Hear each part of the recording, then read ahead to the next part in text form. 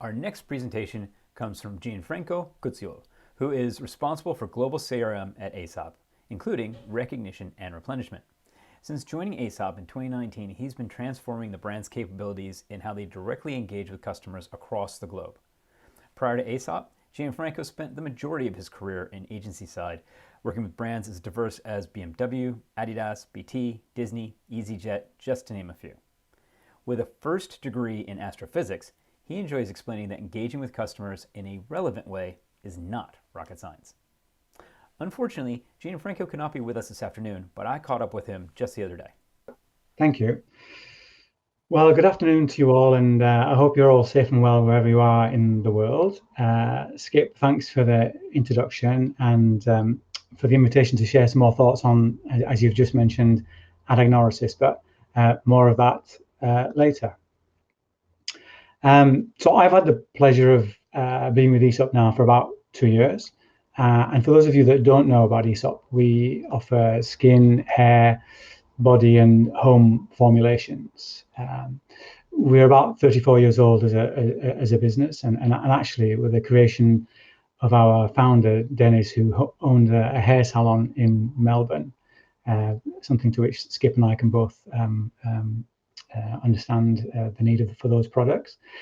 So Dennis was actually not over enamored with some of the products that he was using on his clients' hair, so decided to prepare his own products in his back room, and the rest is history. So we now have about 250 beautiful stores across the world, and our products can be found in counters in department stores, through our wholesale partners, and a number of our amenity partners such as hotels and restaurants. We're also fortunate to be part of an amazing parent group, Natura & Co. And we can say that Natura, Avon and The Body Shop are part of that family with us. When I joined, the remit for Aesop was a relatively simple one in theory, and it was to take our customer conversations beyond our stores. I often talk about the fact that we had CRM for 34 years prior to that, but it had always been confined to the interaction between our customers and our amazing retail consultants. But once our customers left the store, we didn't necessarily continue that conversation. So that was my remit, to continue that amazing experience that we offer our customers in our retail environments and translate that into a digital world. So a bit more about Anagnorisis, and hopefully I do pronounce that right after saying it for a couple of years. But essentially, this takes this reveal that was quite extensively used in ancient Greek plays, where the true identity of a character is revealed, where we now know that the hero is the heir to the throne, or the person that someone has just murdered is in fact their father. And quite simply, this describes our ambition to understand our customers' wants and needs and the issues and opportunities that they have with the brand. And from my perspective, what that allows us to do is to begin to understand how we might want to personalize, tailor or individualize a communication or experience with our customers. So when we start this process, there are 3 pillars that I tend to look at to moving towards becoming more personal. And I use the word personal as a collective word for personalization, individualization, or whatever word you might want to use. And I use these principles and I've used these principles in a number of roles. So one is that idea of customer understanding. What is the data that you have can help you understand those customer needs and wants.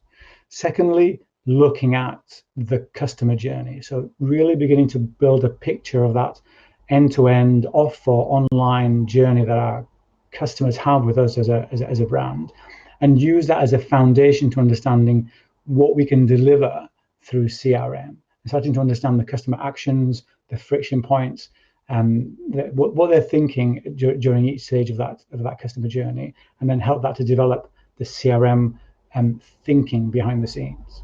And thirdly, the customer data that we have. So actually, any new contact strategy that we develop on the back of the customer journey that we worked out. Actually, how do we use the data that we currently have? And often it's quite easier to start with the data that you have rather than thinking about the other data that you need to start collecting. But it provides that, combining with the customer understanding and customer journey, starts to help you understand what are the additional data points that you might want to try and collect or hypothesize around to try and develop your thinking in those areas. So if I spend a bit more time just talking about those three areas and the approach that I've used. So first of all, customer understanding. Now, for me, one of the key elements of customer understanding that I've used is this notion of recency, frequency, value models. Now, the models that customers that fall into and the ones that brands use come in many guises, and there's no real one-size-fits-all solution. But from my perspective, they do provide a basis for helping to understand not only the different types of customers that you have, and here you have an example of one of our segments, our hero customers, but also it becomes the starting point from which you can start to understand, yes, the segments and their purchase behavior, what they're buying, but also actually as a basis for understanding customer lifetime value and how to start communicating to different customer types and how you might want to start to personalize those communications and experiences. And in particular, when you start to combine some of these segments with other data points, such as engagement data, how they're engaging with your email or SMS communications, or indeed what's happening on the website, and combining those with things like customer satisfaction scores, it really starts to help you better understand your customers and have that much better and complete view of customers that we all aspire to. So I think that, understanding the segmentation at this level is a good starting point, and something that I've used in a number of organizations. The second area that we started to focus on was this idea of the customer journey at a CRM perspective. So here, what we've attempted to do with the customer journey is to make it really, really simple. I've seen customer journeys that are massively complex and actually doesn't really help your thinking. From my perspective, the simpler, the better. So what we've done is just to chunk up the customer journey into 6 very simple phases, all the way from when a customer might want to start to exploring the brand, to understand what we are about as a brand and start to understand more about our products, through purchase and then early use of that product, through to regular use, and actually then what we call replenishment. So actually, how do we start to replenish not only the products that our customers are buying, but also replenish the brand in terms of the way that customers are thinking about our brand if they've not purchased from us for a number of months or years.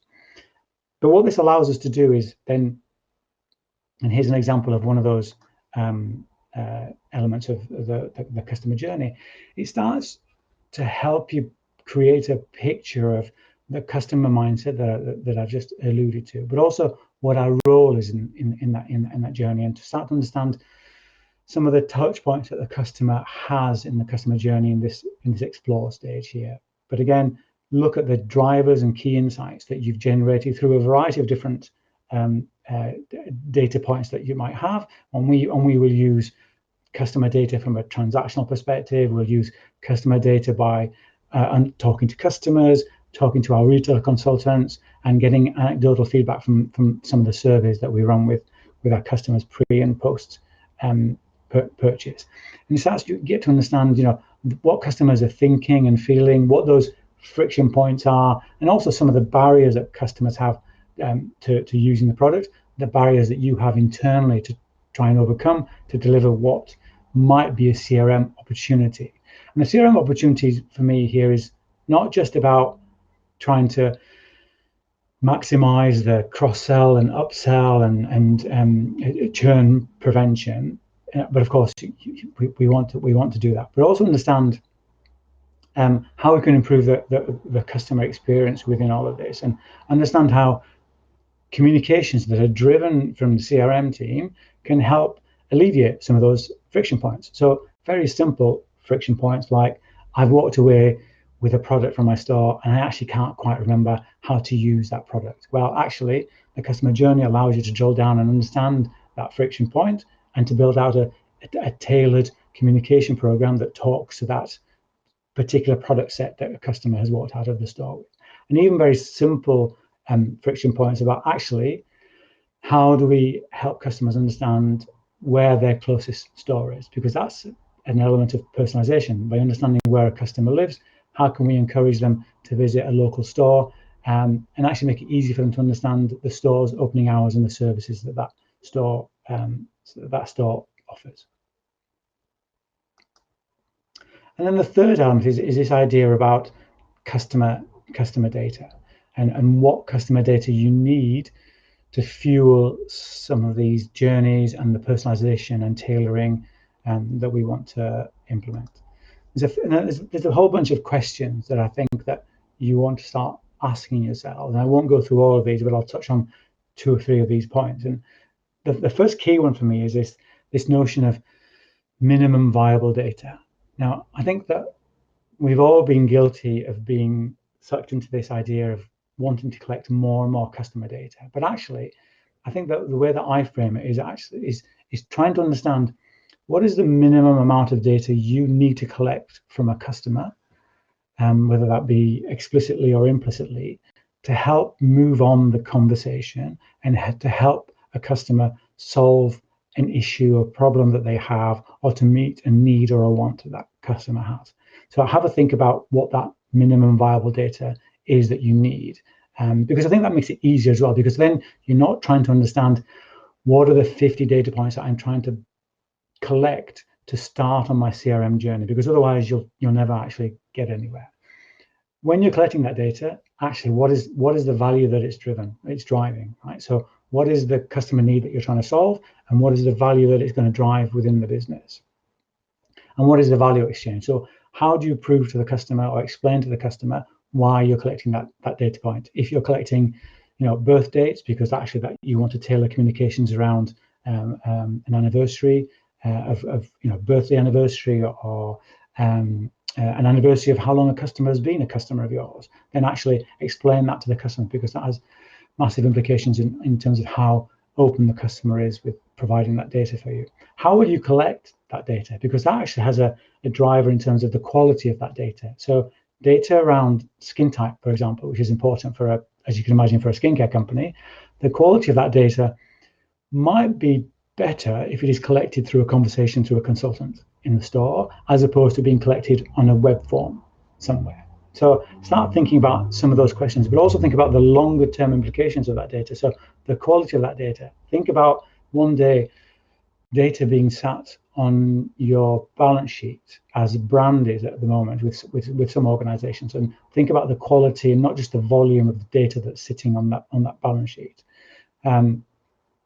Think about that, and also think about how hyper-personal and how hyper-personalized your communications want to be, and whether there is actually a need to be that hyper-personalized. Think about the problem that you're trying to solve for that customer, and actually the cost involved with becoming hyper-personalized, and the implications for collecting that data, storing the data, creating content that allows you to deliver that personalized, that hyper-personalized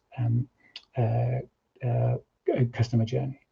And then very quickly, just show you a couple of examples of how we've used or collected some of this data at Aesop.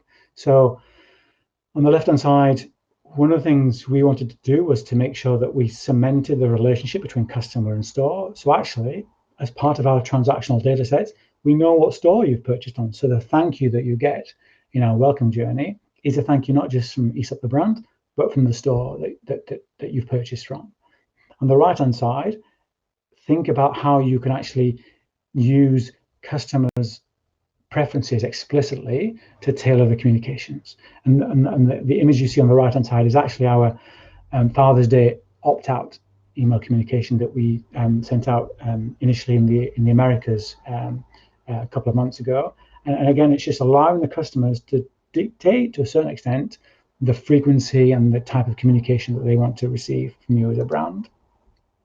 And the last two is just finding the right balance between explicit and implicit data. So on the left-hand side is our preference center, which allows the customer to start to feed to you and understand, their view in terms of what type of content they want to be sent, whether that's information about cultural matters or tips and skill sets about how to blend particular products, which we encourage with our product set, but also very explicit needs around, this is the country that I'm living in, even though I bought in a store in another country, and this is the language that I want my communications coming in. But on the right hand side, actually, is some of the content that we have on our website. Actually, ultimately, actions speak louder than words. So the content that customers engage with, both within email, for example, but also on the website, actually should guide some of the communications and the types of content that we provide to customers to tailor and make more personal in terms of that customer journey. So hopefully that was just a very quick snapshot of where we are and some of my thoughts around anagnorisis and personalization and being personal. So thank you very much for spending this time with me, and over to you, Skip, I think. Yes, over to me. I'm always just a bit too slow on hiding myself. So what I'm going to do is I'm going to close your presentation, and so that we're big. Anyway, Gianfranco, that was brilliant. Thank you. Great presentation. I really enjoyed that. Thank you. And you mentioned, if you're going to dig, you're going to throw a bald dig in at the beginning. I got to respond. But funny enough, for Christmas, my wife bought me a gift certificate to the new hipster barbershop that opened up in our neighborhood. Haven't been there yet. She's like, go for a shave. So I think, when I'm away this summer, I'm just not gonna shave and come back and see what they can do with it. That was a subtle hint from your wife. I think so. Yeah. Well, no, because when I take this off, I get yelled at. Uh-huh. She doesn't like it gone. So I don't know. It's we've been together almost 25 years. Haven't figured her out yet. And getting it back to your presentation, I love that notion of data being a balance sheet item. It's clearly an asset to be leveraged to drive revenue or economic gain. That's the definition of an asset. So it's in a lot of respects, it's like a factory, and it should be an asset on the balance sheet. I was wondering during your presentation how we would depreciate it, but I think I'll leave that to the accountants to figure that out. Yeah, let's do that. So a couple of questions for you. I'm assuming, and you kind of alluded to it, obviously a lot of your sales are some portion of your sales are going to be through trade. How do you connect customers that you don't sell to directly, and how do you control that experience, and how do you build up that direct relationship? Yeah, it's a good question. So obviously, we have a number of customers who acquire our products not directly from us. So one of the things that is not unique about us, but we're very proud of, is that, for example, in department stores, the counters that you'll see in department stores are actually our colleagues and consultants that work in that. So we control that experience very closely. And apart from the immediate location, that could very well be one of our stores. So we make sure that experience is as close as possible to being within one of our signature stores. With the wholesale partners, yes, customers do buy our products through the likes of Space NK in the UK, and also receive our products as gifts. So actually, we try and obviously attract those customers to have a direct relationship with Aesop. Less so with the wholesale partners, because actually there's a reason why we use those wholesale partners, perhaps because of location. So we do very little in terms of trying to, if you like, steal those customers from our wholesale customers to becoming a direct customer with Aesop. Our efforts are more around those customers that have received our products as gifts. So we're known as a very generous and and a destination for gifting. So actually, one of the things that we're trying to encourage is to acknowledge the fact that a customer, one of our customers, has bought a product as a gift. So actually, to thank that gift purchaser for sharing our products with friends, families, or work colleagues, and potentially to try and encourage the gift recipient to come to Aesop as a brand. Not necessarily because we want to give an incentive, because we're not actually famous for delivering incentives, and we use discounts very sparingly, if at all, in our portfolio of tools, but actually so that they can come to the brand, so that they can best understand how to use our products. So the incentive that we give is actually, if you come to us, we'll show you how best to make use of the products that you've just been gifted, so that you can appreciate that gift more than you could have done potentially otherwise. And then longer term, actually, we'll start thinking about how we can use our packaging, so the offline mechanism that we have, to encourage those customers that have received that gift to come to us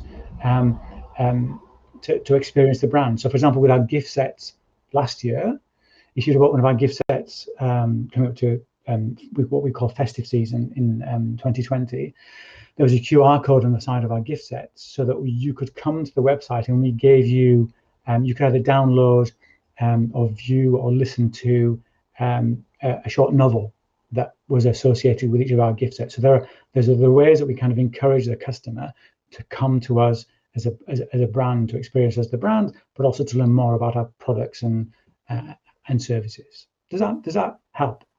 That makes perfect sense.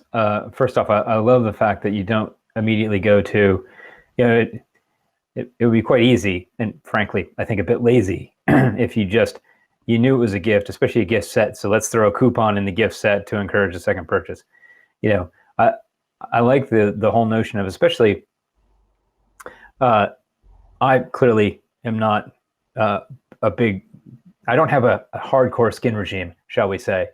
But I know people that do. I used to work with somebody who is quite particular about his skin regime, and my wife has been getting a lot more into it, interestingly, since lockdown started.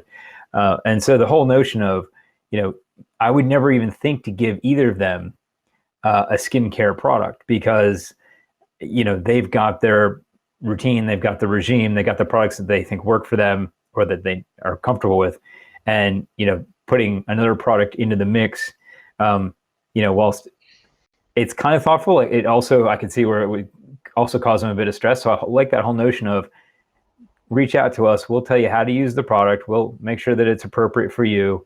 You're adding real value there.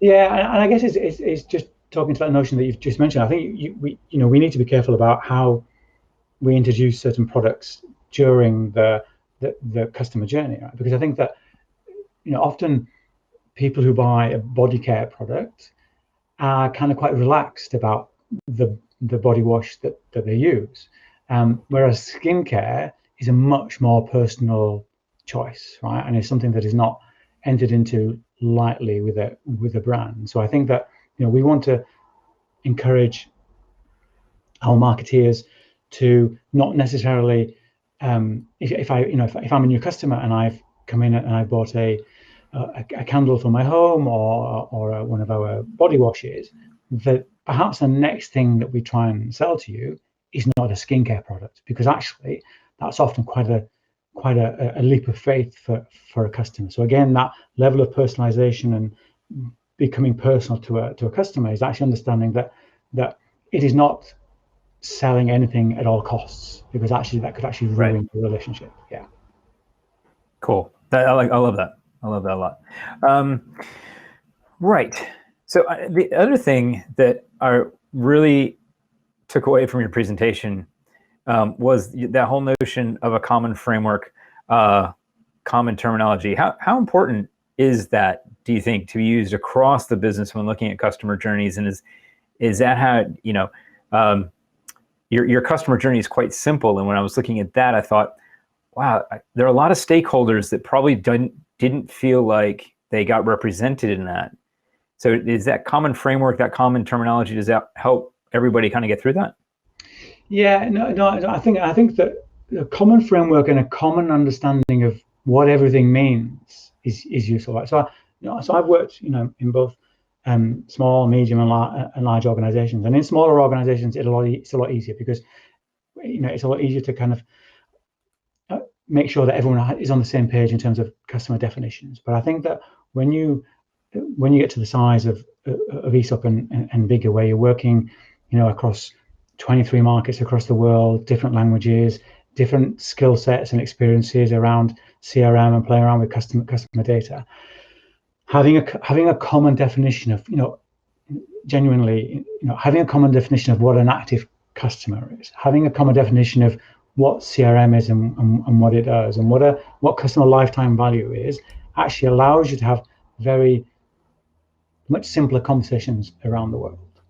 Having that common customer journey that can be shared across the globe allows you to have that common, consistent conversation across the regions, but also just makes things a lot easier when we're looking at what part of the journey we're trying to influence, not just from a CRM perspective, but also from a customer experience perspective as well. And although yes, 6 stages is relatively simple, I don't believe in making things complicated. But the one thing that I did when we created the journeys, and when I looked at, for example, the automations that we have in the background, the one thing that we did at Aesop was actually to make sure that we took the regions, the various marketing teams on that journey with us. This was not a fait accompli that, here are the 6 stages of the journey. Here's what welcome looks like for you. It was a much more collaborative piece of work that we undertook, which is a very common theme within a brand like Aesop. That's cool. We've only got just a couple of minutes left. So last question. I love the concept of the minimum viable data, but one of the things I see quite a bit is that marketers think they need a data point, or they genuinely need a data point. The customers are just not willing to give. It happens a lot in travel, where I want to know what your holiday budget is, and you're not going to tell me that. But if I ask you what kind of star rating hotel you want to stay in, that's a good proxy for that. Do you see that a lot? Do you have any good examples of using proxies to get the data that you need? Yeah. So over the course of my career, I think proxies are a good way of collecting that, of having that proxy for a data point that you want, but also a very good starting point to have a conversation with a customer about that data point. And so if I explain what I mean by that, so as you can imagine, understanding skin type for a customer is important for every skincare company, not just for Aesop. But collecting that data is really often tricky, and it doesn't matter how many times you ask a customer, they may not volunteer that information. But actually, as a proxy for that is that you can start to understand the products that customer is buying currently or over a period of time. So at least then you can start to pick up and start to understand the skin type that a customer thinks they have, right? Because I could tell you that perhaps I might say I've got mature skin or combination skin. Actually, that's just me second guessing. But at least it starts as a conversation point, which is actually you could introduce a series of communications that talks to a customer about the fact that we think you have a combination skin. Actually, how can we help you understand in reality what skin type you have and whether you're using the right products from it? You talk about travel, so again, talking about tourists, how do you understand whether the customer that you have in that store who doesn't necessarily create a profile that gives you their location, how could you use data to understand if in fact they are a resident of that country? And so, of course, what a lot of brands use is an understanding of the origin of the credit card that was used by that customer, because then you understand that actually they shopped in London, but the credit card is actually a Chinese credit card, so it looks like they're potentially a tourist that is buying in that country. So yeah, there are lots of examples where you can use proxy for that data point, or to start a conversation about that data point that you want to acquire from a customer. I love that. I love that notion of we think that you think X, Yeah. and now we're going to politely tell you you're wrong. But Well, you'll come out. I'm not sure that I'd say we would tell you we're wrong, but yes, yeah. The we think you think yeah is an interesting. That's great. That's great. Gianfranco, thank you so much for joining us today and sharing your wonderful insights. Pleasure. Thank you very much, Skip. Bye, everybody.